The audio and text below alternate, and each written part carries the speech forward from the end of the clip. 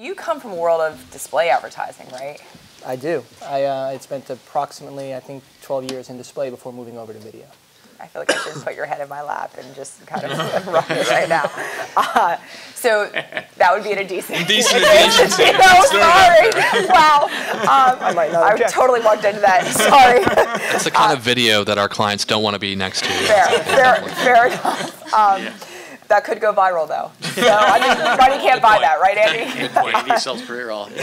So I would love for you to talk to the deltas and the variances between, I mean, you know, specifically what you guys are offering, what you do at LiveRail, and the difference between display and video. Sure. I mean, one of the things, so I joined LiveRail, I think maybe 3 or so months ago, and came over very specifically from a company that was focused on monetizing publisher inventory with ad networks. So the first thing that hit me was the CPMs. You know, you hear very frequently that video has higher CPMs. In traditional display, you're banging it out for literally, you know, $1.50, $2 CPMs. First day I looked at reporting, I thought we had a bug or something because I was seeing significantly higher CPMs. And for me, it was refreshing to see finally digital advertising appreciated in terms of what advertisers were willing to pay for it. So that was a difference. In terms of similarities, from a publisher perspective specifically, the controls and transparency that were critical to publishers in display really are just as critical in video, especially with RTB. The notion of a publisher putting their inventory out for sale without having those controls is frightening. And early on in the RTB days at AdMeld, we were fighting that battle, explaining to publishers how they can make more money, increase yield, without cannibalizing their direct sales efforts and without adversely affecting the quality of advertisements. Those same concerns are actually still prevalent in video. And the things that resonated in traditional display are still resonating from what we see with publishers as well. So your publisher toolkit, you guys have some interesting things that are sort of control levers that the publishers have. Can you talk to them? Yeah, absolutely. So the first thing we like to do whenever possible is provide transparency to the publisher as to who's buying their impressions. So what's really frightening to a publisher is the notion of someone coming in, cherry-picking impressions, and not knowing who that advertiser actually is. So as much as we try to put technology between publisher and advertiser, there's still a desire to know who's buying that inventory. As Brett alluded to earlier, it also helps to inform their direct sales team effort. So if they see that a specific advertiser has an affinity to a specific section of that site, their direct sales team can leverage that data to go and potentially call on that advertiser directly. So that's a very huge part of what we do. In addition, the ability in real time to look at your own site and to understand who actually is purchasing your inventory in real time. We have a tool set that we've delivered to publishers that enables them to do just that.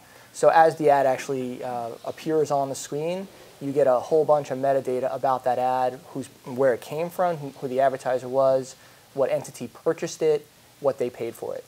So I said we won't go down the rabbit hole of creative assets and quality of creative, et cetera, but I would like to touch upon creative in the sense that I think something worth exploring is what's good for publishers is good for advertisers, right? Because one thing we don't talk about is, we're talking about programmatic buying and placement of advertising, but editorially, you know, storytelling, we're talking about video, we're talking about contextual relevance, and that drives really good performance on campaigns. So I would love for you to talk about how giving more control mechanisms back to, or sort of making the arsenal publishers greater, that you actually, what does that result in your performance? I mean, the way the conversation usually comes up with publishers, it's less about performance and more about sales channel conflict. So one thing that'll come up, for example, if they have a direct sold deal with a, I don't know, salty snack manufacturer, they want to make sure that through that secondary channel, they're not going to see a competing salty snack advertiser come through. So those sorts of things from a creative standpoint are really important, and the ability to control, again, how those brands are purchasing that inventory is more important than from what I've seen to publishers. Interesting.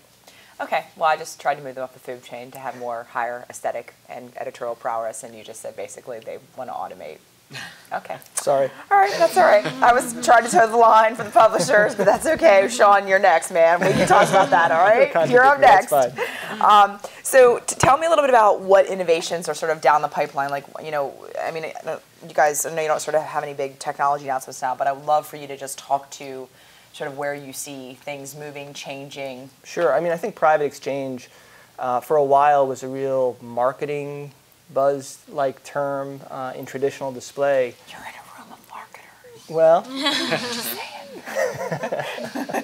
what I actually think, the promise of private exchange in video is actually, I think it surpasses the promise within traditional display. And maybe it's the concept of upfronts. I haven't been in TV my whole life. I'm not completely sure.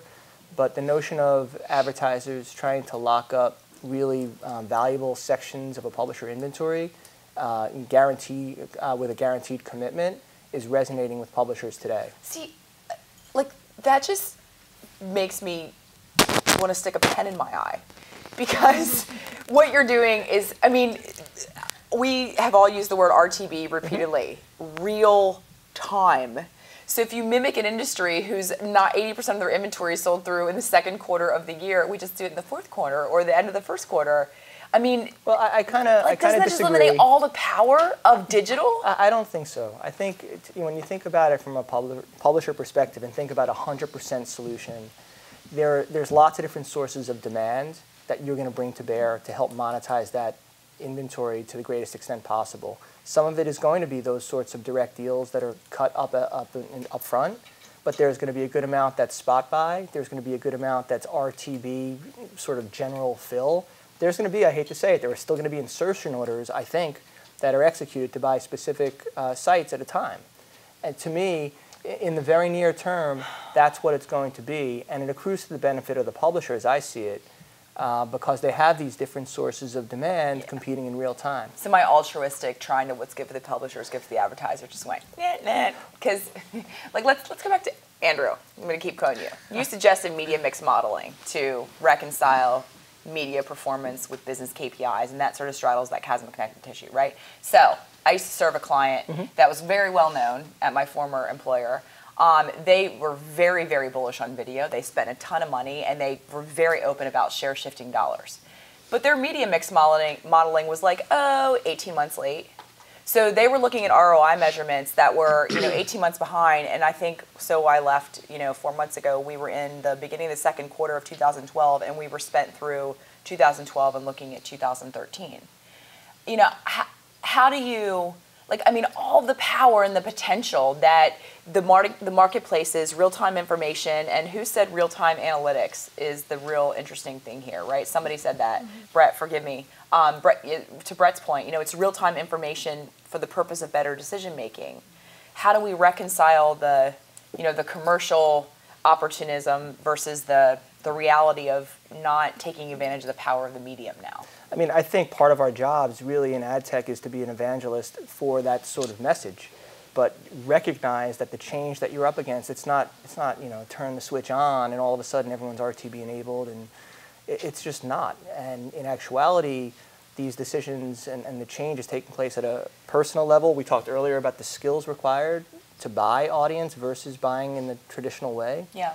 That takes time, and even now, the fact that we're sitting talking about RTB and video after just maybe 3 years of traditional display and RTB, I think it's really great progress. And I don't want to pat ourselves on the back, but we're making really good progress, in my opinion. I'll pat you on the back. And I just think in the very near term, first of all, again, the nuance between programmatic and RTB. So programmatic is what I would refer to as any sort of direct deal in which an advertiser upfront commits to a certain amount of inventory on a publisher site, and then RTB. That's a one-to-one? Yeah, it could. Well, it depends. It depends, and there's no template for it right now. But yeah, in many cases, it is a one-to-one. Okay. And then there's RTB exchange-like buying, in which a buyer can come in and look at a swath of impressions, and in an open auction. That's valuable distinction. Thank you for making that. I think. It's interesting. I'm sort of just reflecting and listening to you. In many ways, I think even though we have these tools in automation, it sounds like what I'm hearing based on what your publisher needs set is, what they're asking for is we are in many ways taking video and trying to adopt the norms of television for the sake of acceleration. Is that a fair? I think it is. And are you, I mean, do you think that that's gonna, right now it seems like it's really working, and I mean, I think what your success is a reflection of that, and Brett's is, but where do you think that leaves us 18 and 24 months from now? I mean, I think 18 months from now, video, I don't know what the percentage is exactly right now, but I think it's substantially greater than where we're at right now. Already, since I've been at the company 3.5 months, I've already seen a really large shift in terms of who's buying video and the number of impressions that we're selling through RTB. So I think it's going to be phenomenal growth. So do you think, okay, so 2 questions specifically, and then Brett, I'm going to ask you, because you have a real sort of 30,000-foot view as well. So 2 questions. 1, value of inventory. Is it going to retain its premium price points, up, down, etc.? And the second thing is the available of, and let's not split hairs about the definition of premium, but the availability of premium inventory. Well, first off, from a pricing standpoint, I think it's going to maintain and actually increase. Okay. Because I think from a competition standpoint, we are seeing more dollars come to video, and inventory is somewhat scarce for that top Okay, tier. so you think it's going to remain scarce? I think for the top, I mean, again, it's a tough discussion to have as to what actually premium really is. We used to say, you know, premium is in the eye of the beholder, right? You know, you don't really know it. You know, you kind of know it when you see it. But so I think from a premium, like top level inventory standpoint, generally scarce. And some of that will be actually imposed by the publishers themselves through the use of floors and block lists. They'll keep a certain section of that top tier inventory for some of those direct deals I alluded to earlier.